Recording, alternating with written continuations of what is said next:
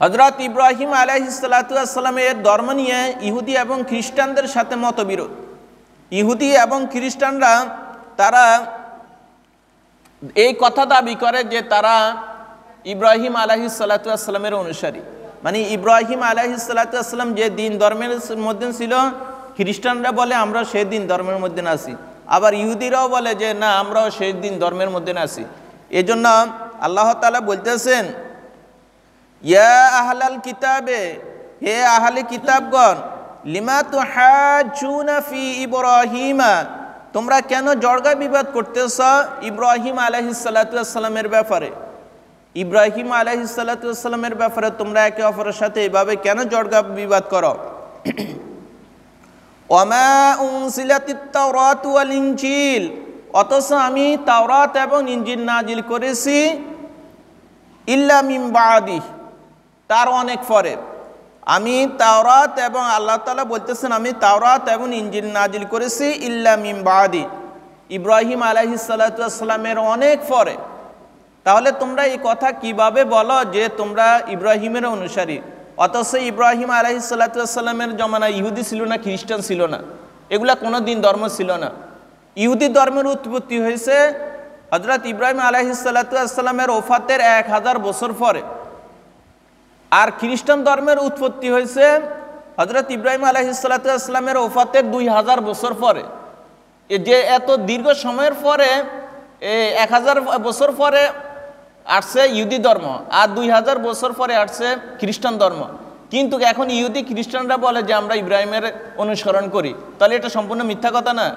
ওই সময় কোনো ইহুদি ছিল না, খ্রিস্টানও ছিল না, কিন্তু তারা এখন বলতেছে না যে ইব্রাহিম আলাইহিসসালাম ইহুদি ছিলেন, তিনি খ্রিস্টান ছিলেন, আমরা তার ধর্ম অনুসরণ করতেছি। এই কারণে আল্লাহ তাআলা এই আয়াত নাজিল করে বলে দিতেছেন, ইয়া আহলাল কিতাবে, হে আহলে কিতাবগণ, লিমা তুহাজ্জুনা ফি ইব্রাহিমা, তোমরা ইব্রাহিম আলাইহিসসালামের ব্যাপারে কেন তর্ক বিতর্ক করতেছ।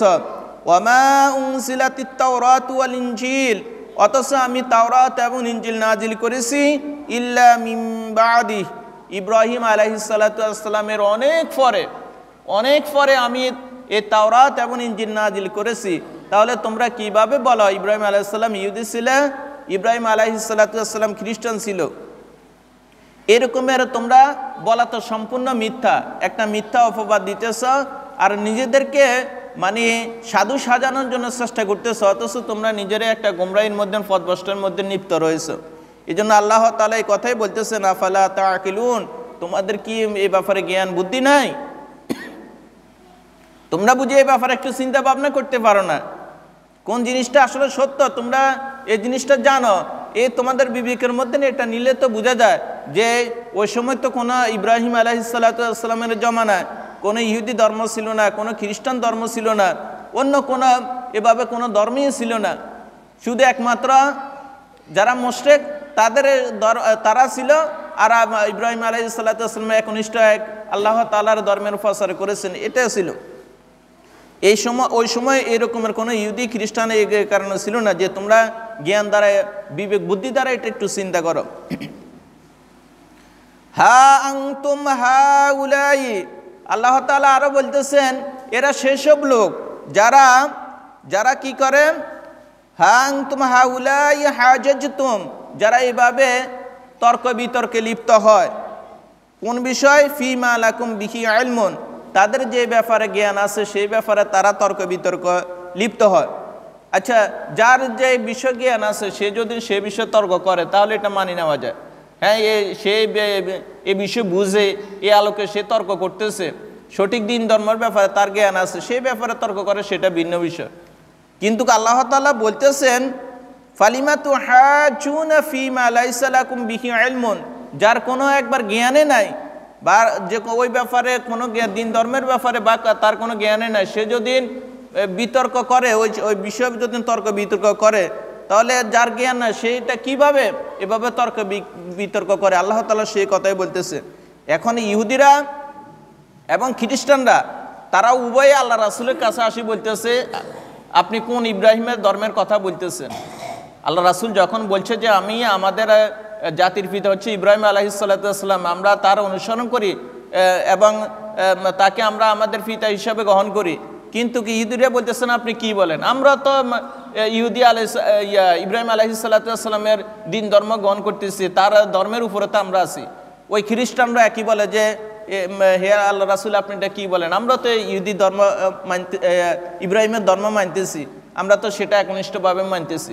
তো এই রকমের কথাবার্তার পরিপ্রেক্ষিতে আল্লাহ তাআলা এই কথাই বলতেছেন, হা আনতুম হাউলাই, এরা সেসব লোক, হাউলাই যারা হাজাজতুম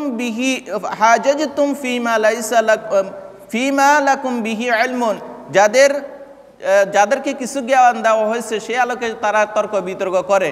কিন্তু ফালিমা তুহাজুনা, আর কেন তারা এভাবে তর্ক বিতর্ক করে, ফিমা লাইসা লাকুম বিহি ইলমুন, যে ব্যাপারে তাদের কোনো জ্ঞান নাই, যে ব্যাপারে তাদের কোনো বিবেক বুদ্ধি নাই, ওই সমস্ত বিষয়ে তারা কেন তর্ক বিতর্ক করে? এটা তো কখনো ঠিক না। আল্লাহু ইয়ালামু, আর অবশ্যই আল্লাহ তাআলা অবগত আছেন, আল্লাহ তাআলা জানেন। ওয়াংতুম লা তা'লামুন, আর তোমরা সেই ব্যাপারে অবগত নয়, তোমরা সেই ব্যাপারে জানো না। তাহলে ইহুদিরা খ্রিস্টানরা মূলত আল্লাহ রাসূলের মানে নাজরান থেকে যে প্রতিনিধি দল খ্রিস্টান দল আসে আল্লাহ রাসূলের সাথে তর্ক বিতর্ক করছে, তাদের ব্যাপারে এই সমস্ত কথাগুলো আল্লাহ তাআলা বলে দিয়েছেন যে আসলে নাজরান থেকে এরা আসি যে প্রশ্নগুলো আপনাকে করতেছে এগুলো সম্পূর্ণভাবে মিথ্যা, মানে আপনাকে ধোঁকা ফালানোর জন্য, আপনার সাথে প্রতারণা করার জন্য তারা এরকমের বলে যে তারা সঠিক দিন ধর্মের উপর আছে, তারা ইব্রাহিমের ধর্মের উপর আসিল। খ্রিস্টানরা বলতো যে তারা ইব্রাহিমের ধর্মের উপর আসিল, আসলে মূলত এগুলো কোনো কিছুই নয়। এই কারণে আল্লাহ তাআলা এই বিষয়গুলা স্পষ্টভাবে এখানে বলে দিয়েছেন। তাহলে আমরা আজকের আলোচনা থেকে আমাদের নিকট স্পষ্ট হয়ে গেল যে আল্লাহ তাআলা আমাদেরকে এখানে স্পষ্টভাবে বলে দিয়েছেন যে আমরা আল্লাহ ছাড়া আর কারোর ইবাদত করা যাবে না, তার সাথে কাউকে শরিক করা যাবে না। ইহুদি খ্রিস্টানরা যে সমস্ত বিষয়গুলা আল্লাহ তাআলার সাথে অন্য কিছুকে শরিক করে ইবাদত করে এগুলা পরিহার করার কথা আল্লাহ তাআলা বলছেন।